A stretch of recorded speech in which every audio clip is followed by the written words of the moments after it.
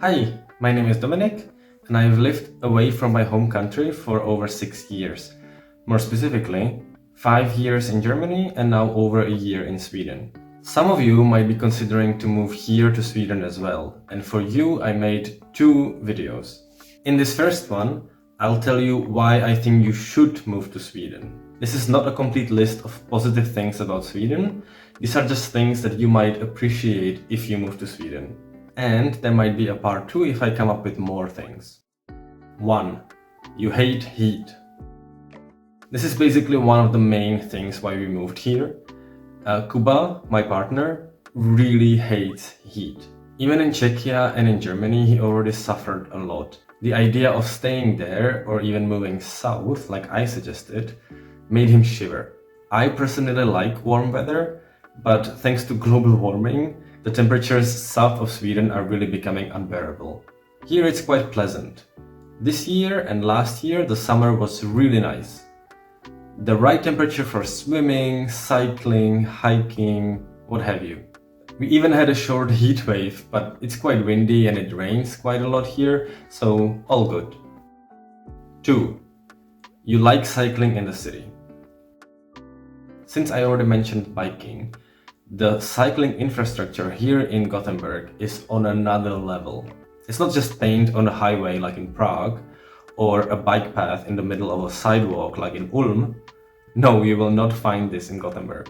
Here, a bike path is completely separate, or it's divided in half with a sidewalk. And when there's some construction going on and it severs the bike path, they make sure to find a safe alternative route. Cycling here is seen as a full alternative to cars and walking. For example, when I go to work, I have to cycle through the whole city and I never feel in danger. 3. You like to cross on red. This is something that would probably send a German to a coma. Rotgänger, Totgänger. It's completely legal to cross the road on a red light. Red basically means that you lose the right of way. If you cross on red and you get hit by a car, it's only your fault. But you cannot get fined for crossing on red. Overall, pedestrians and people in general are more accounted for in the city. The car, bus and tram drivers drive carefully in the city.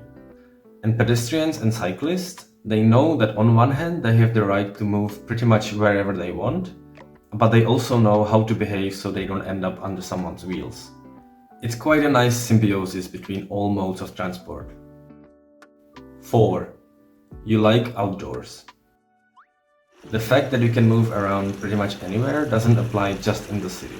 Sweden proudly included the right to roam in their constitution. For me as a Czech, it's a bit funny because we have that right as well. We just consider it so natural that we don't need to write it down.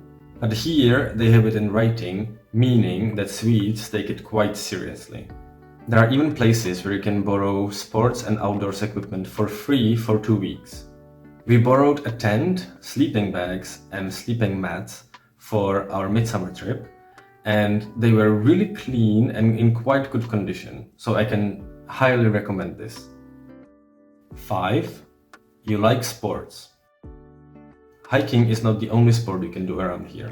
Gothenburg also hosts the largest annual half marathon in the world. And there's also the Gothia Cup, the largest annual football championship for youth and kids. When it comes to sports, I don't think I'm gonna run the half marathon or play football. But there's something else that I like to do, and that is going to the gym. And there's something I noticed. There's a lot of parents with kids going there. Kids can either go to the little playground that we have there, or for children who are still in the stroller, the parent usually takes the stroller and puts it next to the machine where they work out, and they just continue. And you can really see it on the street here. You almost never see an overweight person. 6. You have pollen allergies. This is something that is maybe just my own experience. I don't know if it applies to anyone else.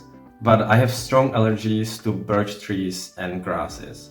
In Czechia and in Germany, in the last 10 years, I suffered a lot. Every spring, my nose just got blocked for a whole month and nothing helped. No spray, no pill, nothing. I just had to suffer through it. Even if there were no birch trees around, The pollen just travels far. Here, there are birch trees pretty much everywhere, but I see no effect. I maybe get like a little bit of itching in my mouth, but that's it. And maybe it's just because there's so much wind that the pollen gets blown away, but it helps. 7. You want to go on long and exotic vacations. If spending the summer in Sweden isn't really your idea of a vacation, as a Swedish worker, you can travel pretty much anywhere for a really long time. For example, Czechs, they get enough vacation days, but usually don't take them all at once, and probably cannot afford to travel that far. Germans could afford it, but they'll just end up going to Mallorca every year. While Sweden takes it really seriously. The whole country basically shuts down for the whole month of July, and everybody flies as far as possible. It's so widely accepted that last year, when Kuba wanted to plan his vacation for autumn, he couldn't because the system wouldn't allow him, because it just automatically planned a whole month of vacation in July for him, and he had to call the secretary and cancel it. 8. You like fika. Swedes like to take a break from work at work as well. If you're unfamiliar with the concept of fika, it's basically an afternoon coffee, ideal with a dessert, but the main point is that you get together with your colleagues or your friends and you just chill a bit. Swedes like to claim that this is a uniquely Swedish concept and you cannot translate the word fika to any other language. But in German, you have Kaffee und Kuchen. In Czechia, we don't even have a word for that. Because again, it's so automatic that you just have a coffee in the afternoon. But since Sweden sees it as their own thing, they take it really seriously here. They drink record amounts of coffee per person, and it's completely normal to have the right for a free coffee in your work contract. 9. You want to live in a digital society. One of the things that Sweden did really thoroughly was digitalization. Paying cash? What's that? Going to the bank in person? We don't do that here. You might have heard of e-identity or bank ID. Here your personal number and your bank ID are the key to everything. You're calling the tax office, you input your personal number in your phone, the bank ID app rings you, you verify that it's you, and the person on the other side knows who they're talking to. I'm punching in at work, use my personal number. I'm logging into the university system, bank ID. I'm collecting points at the grocery store.